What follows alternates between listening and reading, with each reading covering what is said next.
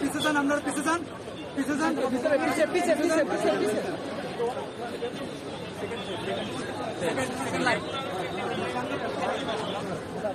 আমরা জানতে পারি যে কিছু ডাকাত আর কি ভিতরে কেউ কারো ধারণা 7 জন, কারো ধারণা 8 জন, কারো ধারণা 12 জন এরকম লোক ব্যাংকের ভিতরে বলার পরে তখন আমরা ওই মসজিদের পাশে দিয়ে ব্যাংকের ভিতরে ঢুকলাম। ঢোকার পরে ওই সাইড দিয়ে আমরা যখন ডাকাতে দেখলাম আমাদেরকে বলতেছে এখান থেকে নামেন, যদি না নামেন তাহলে গুলি করে দিব।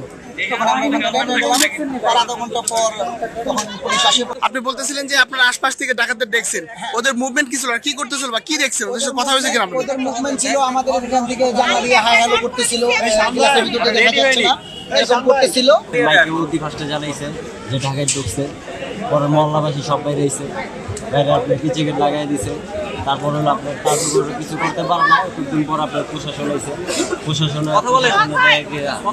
কিছু করতে পারতেছে না। তারপর আপনার র্যাব আইছে, র্যাব হওয়ার পর হলো আপনার দেখাশোনা করছে, র্যাবও দেখা গেছে কিছু করতে পারতেছে না। পরে সেনাবাহিনী আইছে, সেনাবাহিনী আয়া তারপরে নিয়ন্ত্রণ আসছে।